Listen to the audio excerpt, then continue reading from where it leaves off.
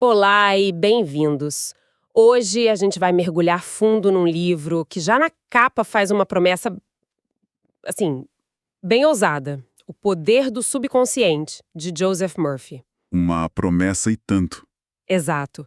A premissa é, ao mesmo tempo, simples e vertiginosa. A de que existe um poder imenso dentro de cada pessoa, um gigante adormecido, sabe? Uhum. E a nossa missão aqui é desvendar como essa mente subconsciente supostamente funciona e explorar as técnicas que o autor propõe para usar isso na saúde, na carreira, em tudo. E o interessante do material é que ele não fica numa caixinha só, né? Ele mistura um pouco de espiritualidade com o que hoje a gente chamaria de psicologia prática, de autoajuda. Sim, é quase um manual de operações da mente. É isso. A ideia de que se a gente entender as regras do jogo interno, dá para mudar o resultado do jogo externo. Perfeito, bom. Para começar, o ponto de partida que ele estabelece é crucial. A ideia de que a gente não tem uma, mas duas mentes. A consciente e a subconsciente. Isso. E ele usa umas analogias ótimas para explicar. A primeira é a do jardim. A nossa mente consciente seria o jardineiro, a pessoa que escolhe as sementes, que são os nossos pensamentos. Uhum. Já o subconsciente é o solo. Um solo, assim, incrivelmente fértil, que não julga, não questiona nada. Ele só faz crescer o que cai além. Exatamente, seja uma semente de sucesso ou de fracasso, uma erva daninha de medo ou uma flor de confiança. E essa natureza do subconsciente de não julgar é o ponto mais crucial e talvez o mais perigoso de tudo, né? Ele não tem senso de humor, não entende ironia. Verdade. Ele opera com uma única regra, aceitar como verdade absoluta o que a mente consciente acredita e, mais importante, o que ela sente como verdade. O sentimento é a chave. Exato. Por isso que um pensamento casual, um medo que a gente fica repetindo, isso pode virar uma ordem direta para essa força toda. Ele é um servo fiel, mas que não distingue um bom conselho de um mau. Essa ideia do servo fiel me leva direto para outra analogia que para mim é ainda mais forte, a do navio. Ah, essa é clássica. A mente consciente é o capitão. Tá lá na ponte de comando, com o mapa, dando as ordens. Vire à direita, acelere. Certo. O subconsciente é a tripulação na casa de máquinas. Eles não veem o oceano, não sabem se estão indo para um porto seguro ou para um iceberg. Eles só recebem a ordem e executam. Isso. Se o capitão, por engano, dá uma ordem que leva o navio para as rochas, a tripulação executa com a mesma eficiência, sem questionar. É uma metáfora perfeita. E essa tripulação é a mesma que controla nosso coração, nossa respiração, 24 horas por dia. Ninguém pensa conscientemente, agora preciso respirar. Claro. E o exemplo mais claro disso que o material dá é a hipnose. Quando um hipnotizador fala direto com o subconsciente de alguém e diz "você é uma estátua, não consegue se mover", a pessoa de fato não se move. É impressionante. Não é mágica. É só a demonstração do poder bruto de uma ideia quando ela é aceita sem o filtro crítico do capitão. Certo. Então, se o subconsciente é essa máquina que executa qualquer ordem, a pergunta é: como a gente dá a ordem certa? Qual é a linguagem que ele entende? Boa pergunta. E é aqui que a coisa fica fascinante. O autor diz que não é naquilo em que se acredita que está o poder, mas na própria crença, Na convicção. na convicção. Tem uma história no livro que ilustra isso de um jeito fantástico.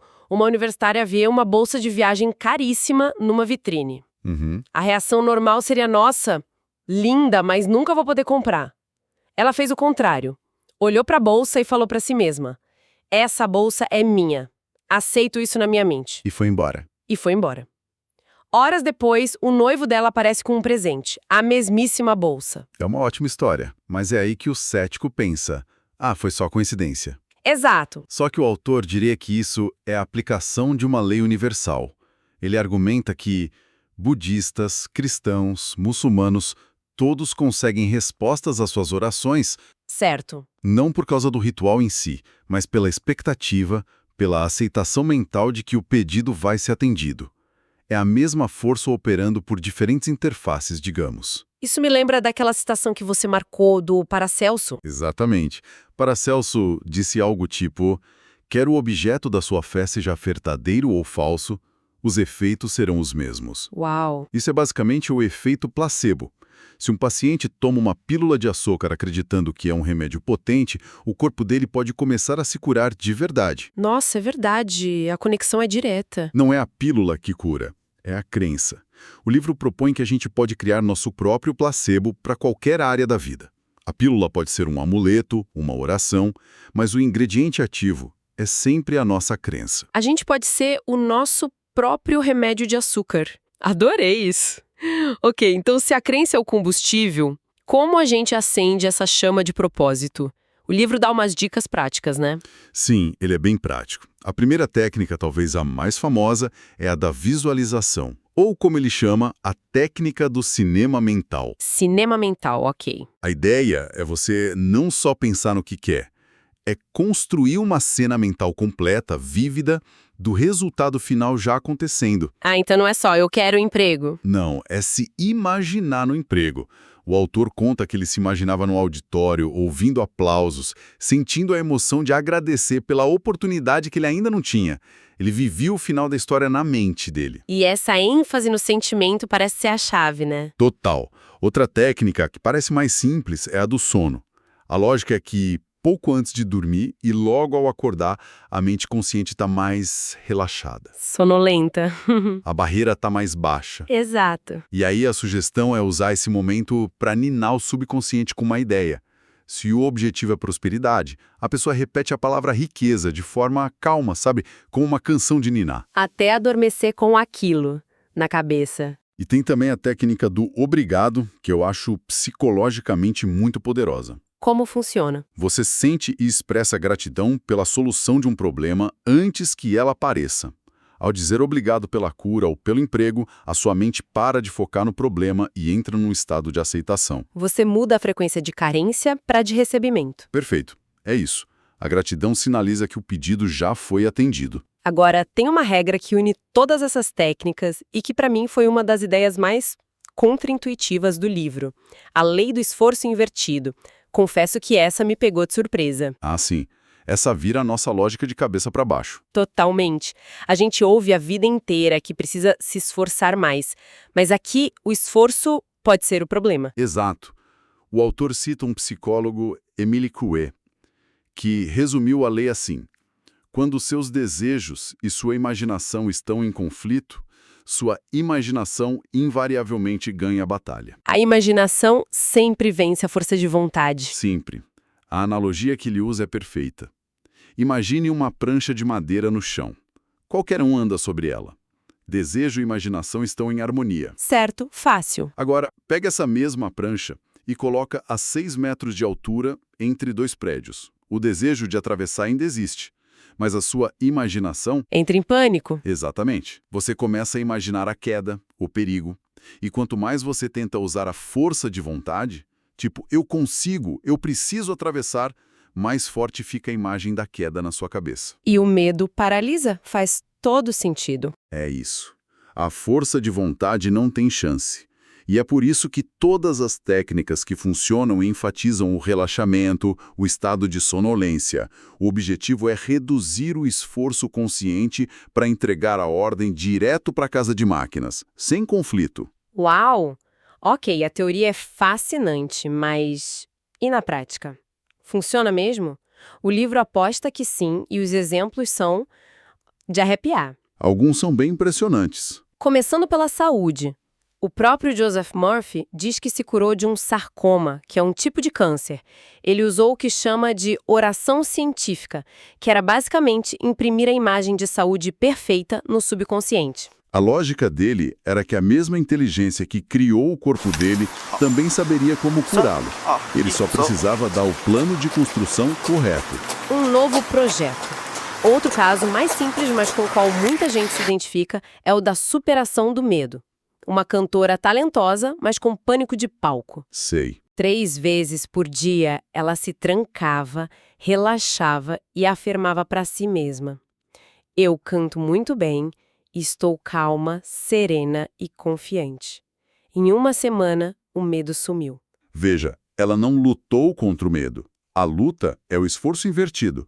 Ela simplesmente construiu um padrão positivo tão forte que não sobrou espaço para o negativo. Ela plantou a semente da confiança até ela tomar conta do jardim. Perfeita analogia. Mas a história mais impressionante, que parece coisa de filme, é a do engenheiro Lothar van Blank-Schmidt. Ah, essa é incrível. Ele era prisioneiro numa mina de carvão na Rússia. Condições terríveis.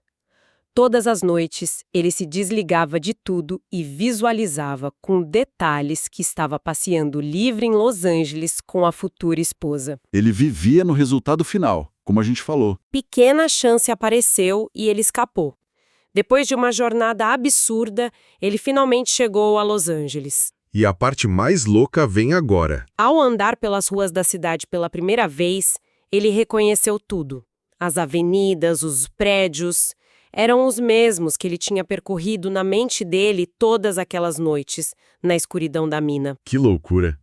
E o fascinante, quando a gente olha todos esses casos, é que o processo por trás é sempre o mesmo. Tem um padrão. Um padrão claro. Primeiro, definir o objetivo. Segundo, imprimir essa ideia no subconsciente com sentimento, com repetição, até ela virar uma realidade interna. E terceiro, a manifestação. E o como acontece, né? Exato. O prisioneiro não sabia como iria escapar. Ele só focou no resultado final. O como é o trabalho da casa de máquinas. Então, no fim das contas, a mensagem central de todo esse material é que, querendo ou não, a gente é moldado pelos nossos pensamentos habituais. A mudança que se busca lá fora, na saúde, nas finanças, começa dentro. Começa na conversa silenciosa que a gente tem com a gente mesmo. Não é um pensamento positivo superficial, de só ignorar problemas. É uma convicção interna, profunda. E isso deixa a gente com uma questão final para pensar. Se a mente subconsciente é esse solo fértil que aceita qualquer semente, boa ou má, que pensamentos a gente está plantando por hábito, todo dia, sem nem perceber? Boa pergunta. Enquanto a gente reclama do trânsito, se preocupa com o futuro, que ordens silenciosas estamos enviando para a casa de máquinas? E mais importante, que tipo de colheita esses pensamentos estão, agora mesmo, preparando para o nosso futuro?